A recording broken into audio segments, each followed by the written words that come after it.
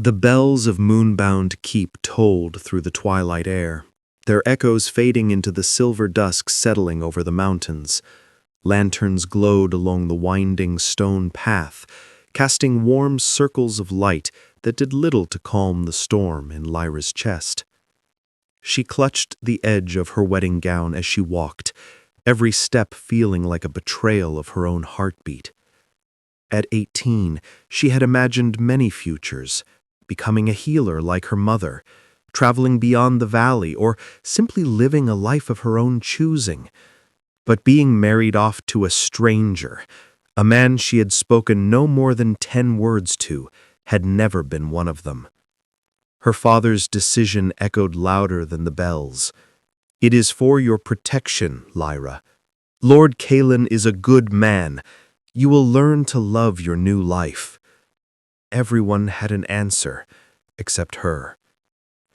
The grand hall loomed ahead, carved from obsidian rock and lit with moonfire crystals that pulsed softly, as if alive. The keep was old, older than the kingdom, older than written history. People whispered that it chose its rulers, not the other way around. Lyra had never believed in such stories, but tonight, the place seemed to watch her with unblinking eyes. Waiting at the end of the hall stood the man she was to call her husband, Lord Kalen Rysar. Tall, broad-shouldered, dark hair falling over eyes that held too many shadows. A man marked by battle scars and responsibilities he had never asked for. He looked carved of winter stone, cold, composed, unreadable. He bowed stiffly when she reached him, not warmly, not cruelly, simply, formally. The ceremony itself blurred into fog, ancient vows spoken in the language of the keep, a silver circlet placed on her head, Kalen's gloved hand settling over hers only for a heartbeat. Applause rose like distant thunder, but Lyra felt none of it. Her body moved, her lips recited the lines, her mind whispered, "This is not my life. This is not my choice." When the final blessing was given, the hall faded away in a series of polite congratulations, chilly smiles from nobles, and sympathetic glances from servants who knew too well the weight of duty. Finally, they were led to their private chambers. The door closed behind them with a soft click. The silence that followed felt heavier than stone. Lyra stood frozen, fingers twisting in the fabric of her gown. She avoided Kalen's gaze, heart pounding hard enough to bruise her ribs. Kalen stepped toward her, stopped, and spoke in a low voice, one that held no anger, but no tenderness either. "I know this marriage was forced on you." The words pierced her like a blade. His jaw tightened as if the truth tasted bitter. "I won't pretend this is ideal for either of us, but what is done is done." Lyra swallowed, throat burning. She wanted to be brave, to respond, to hold her voice steady, but when she looked up at him, the reality of her fate crashed over her. A stranger, a husband, a night she feared. Tears spilled before she could stop them, hot, humiliating, unstoppable. Kalen froze. For a moment, Lyra saw something flicker across his face, something human, something startled and almost pained. He stepped back, then another step.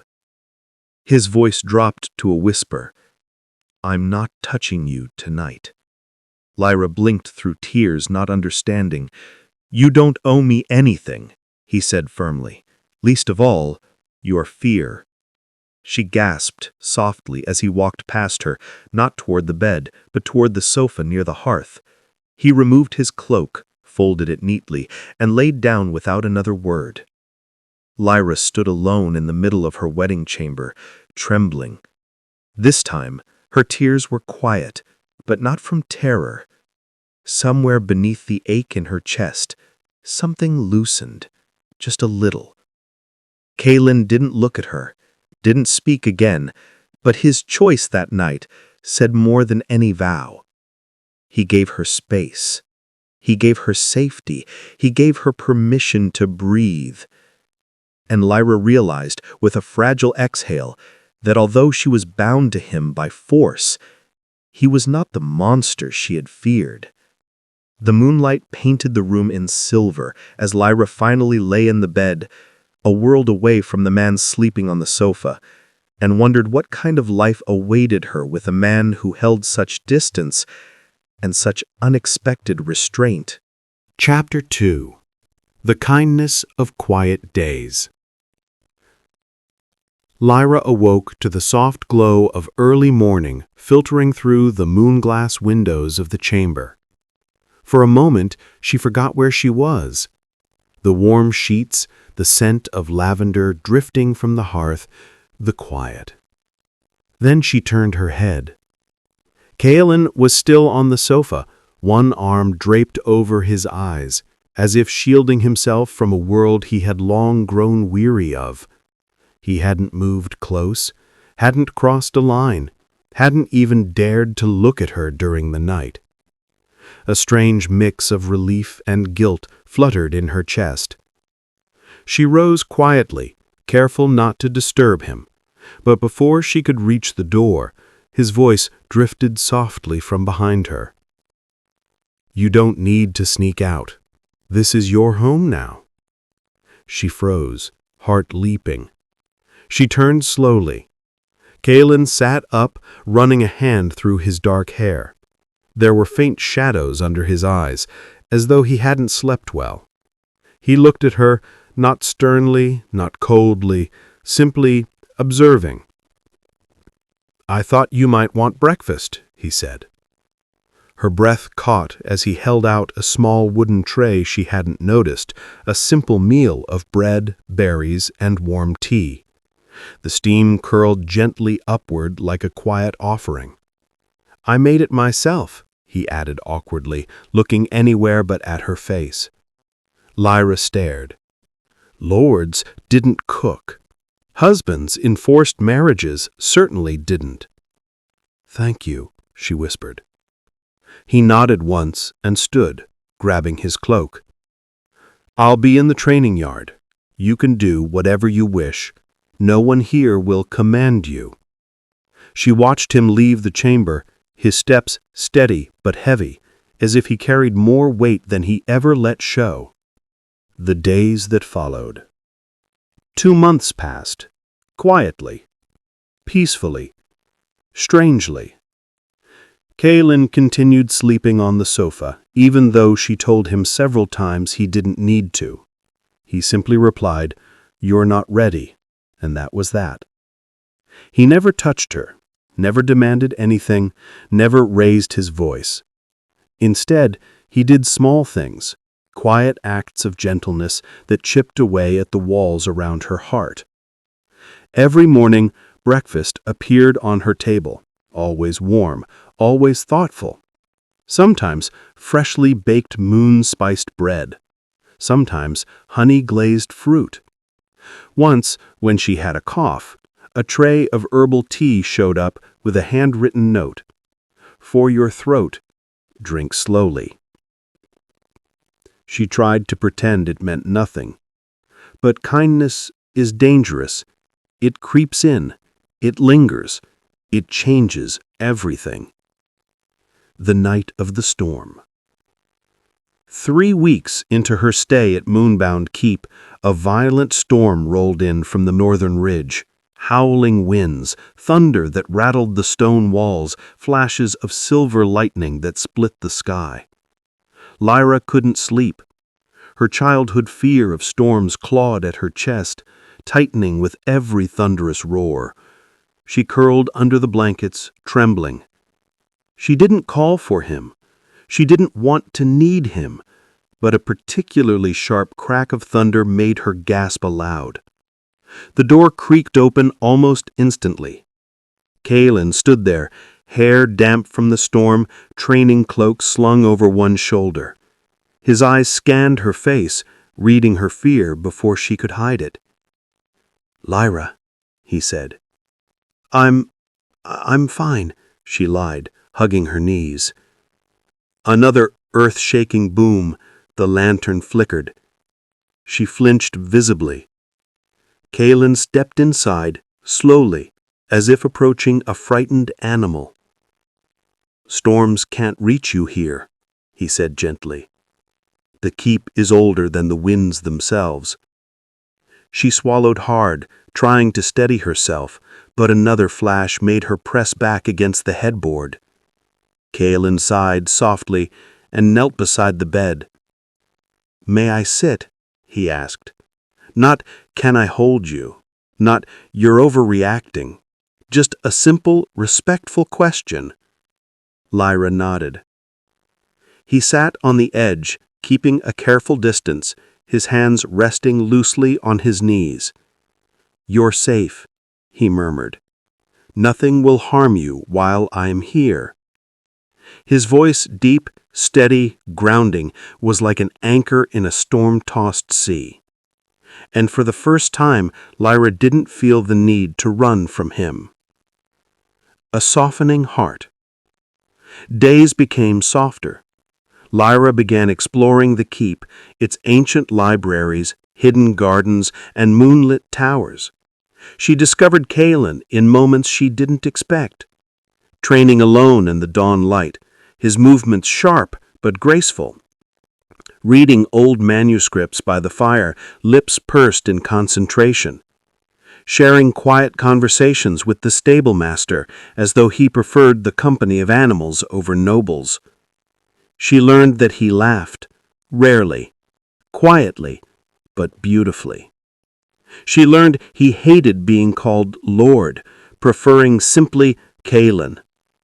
She learned he carried a loneliness that matched her own. And slowly, painfully slowly, her fear began to melt. One evening, she found him in the kitchen, sleeves rolled up, preparing a tray of fruit. "You really don't have to take care of me," she said softly from the doorway. Kaelin's hand paused mid-slice. "I know," he replied, "but I want to." Her heart skipped. He set the knife down and looked at her fully.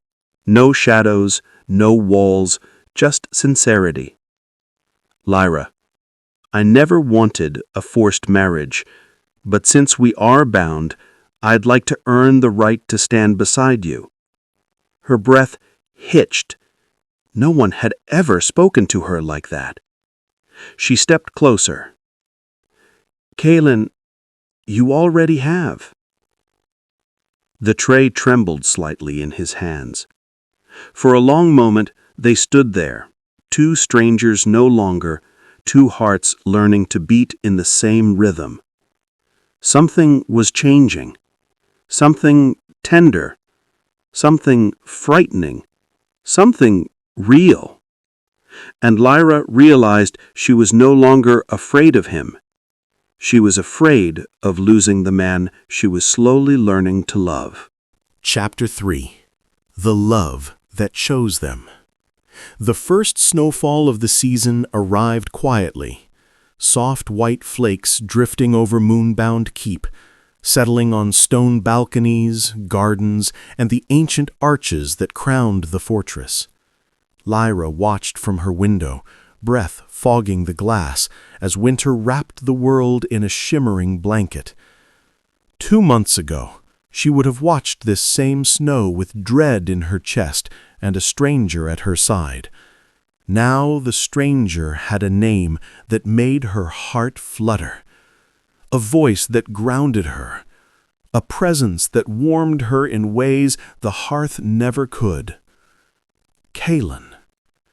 But though her fear had faded, one thing remained unspoken between them, fragile, sweet, but uncertain. Her love. She felt it blooming quietly, like a winter rose pushing through frost. And Kaelin, she sensed something in him too. The way he softened when she spoke. The way he lingered in doorways, as if wanting to stay longer but holding himself back. The way his eyes found hers across a room like she was the only steady point in his storm-filled world. Yet he still slept on the sofa, still kept distance, still treated her with a restraint that sometimes felt like its own kind of ache. Tonight, she intended to change that. The Festival of the First Moon. Moonbound Keep held an old tradition on the season's first snowfall, a festival honoring the ancient spirit said to protect the fortress. The halls were decorated with silver banners, crystal lanterns, and wreaths woven from frost-touched evergreens. Musicians played soft melodies, and servants bustled about with trays of spiced cider and warm pastries. Lyra descended the grand staircase wearing a midnight blue gown trimmed with silver thread. She had braided her hair carefully, weaving in strands of tiny moon crystals that caught the lantern light. She felt beautiful. For the first time since her wedding day, she felt like herself. Kalen was waiting at the base of the stairs. The moment he looked up, he froze. His usual composed expression slipped just for a heartbeat. Awe flickered in his eyes like lightning behind clouds. "Lyra, you look—" He stopped, searching for words. She smiled softly. "You don't have to say anything." But he did.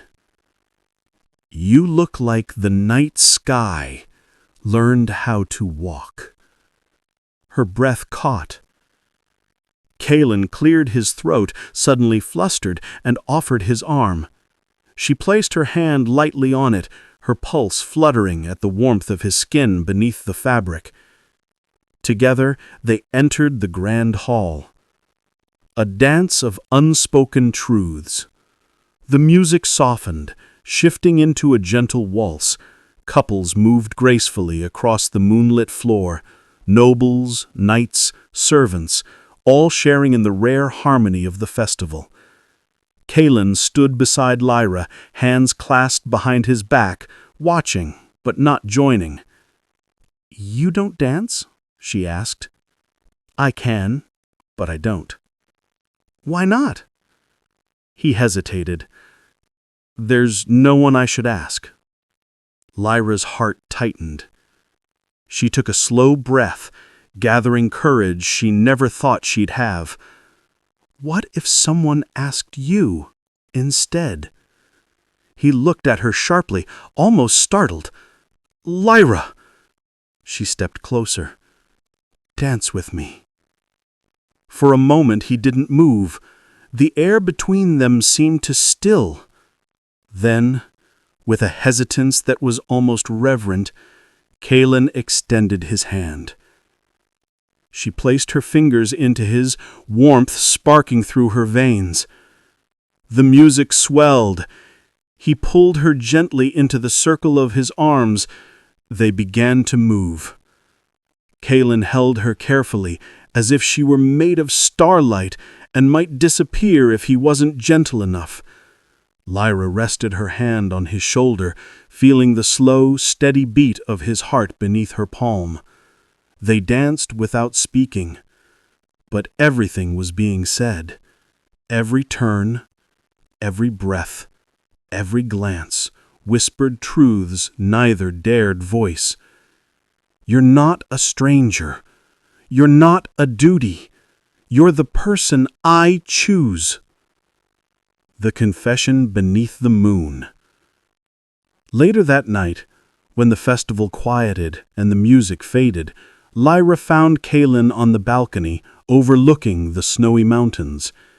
He stood with his cloak wrapped around his shoulders, breath misting in the cold air, moonlight turning his profile into silver sculpture. She stepped beside him.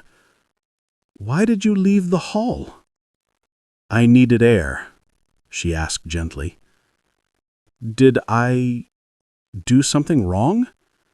His head snapped toward her. "No, God's no." Then why do you look like you're about to run from me? Kaelin exhaled slowly, hand tightening on the stone railing. Lyra, these past months, I don't want to hurt you, and I'm afraid if I cross even one line, I will. Her chest tightened. You haven't hurt me, not once. That's because I've stayed away. Is that what you think I want? He fell silent. Lyra took a breath that trembled with every unspoken feeling inside her. You've been kind, patient, more gentle than I ever expected, and somewhere along the way, I stopped being afraid of you. Kaelin swallowed hard, jaw clenched. But I don't want distance anymore. Not from you. I want you beside me. Not on the sofa, not across the room, beside me. For a long moment, Kaelin didn't breathe. Then he said the words she had been longing to hear. I've fallen in love with you. Her heart broke open like dawn. Kaelin took her face gently between his hands. I didn't mean to. I tried to keep my distance, to honor your fear, to give you space. But every day I found myself waiting, hoping you'd smile at me, or say my name, or simply exist in the same room a little longer. Lyra's vision blurred with tears, not of sorrow, but of relief so deep that it shook her. I love you too. I think I've loved you longer than I realized. Kaelin let out a shuddering breath, a sound of disbelief, of longing fulfilled. Then, very slowly, giving her every chance to pull away, Kaelin lowered his lips to hers. The kiss was soft, gentle, careful. The kind of kiss given by a man who had waited months for permission to love. Lyra melted into him, her hands gripping the front of his cloak, pulling him closer, not out of desperation, but out of certainty. When they finally broke apart, foreheads touching, Kaelin whispered, Will you let me stay with you tonight? Lyra didn't hesitate. Yes. A new beginning. That night, Kaelin didn't return to the sofa. He lay beside her, holding her, protecting her, loving her with the same gentleness he had shown since the first day. No rushing, no demands, only warmth, closeness, and whispered promises of a future they would build together. As snow fell softly outside, Lyra rested her head on his chest, and for the first time since her forced wedding, she felt completely safe. Not because she had been given a husband, but because she had chosen one. And in the quiet glow of moonfire, Kaelin pressed a kiss to her forehead and murmured, This was never a marriage of force, Lyra. Not anymore. It's a marriage of love. Lyra smiled, the kind of smile that reached her soul. Because finally, after months of fear, patience, healing, and tender care, she had found her home in the heart of the man she once called a stranger.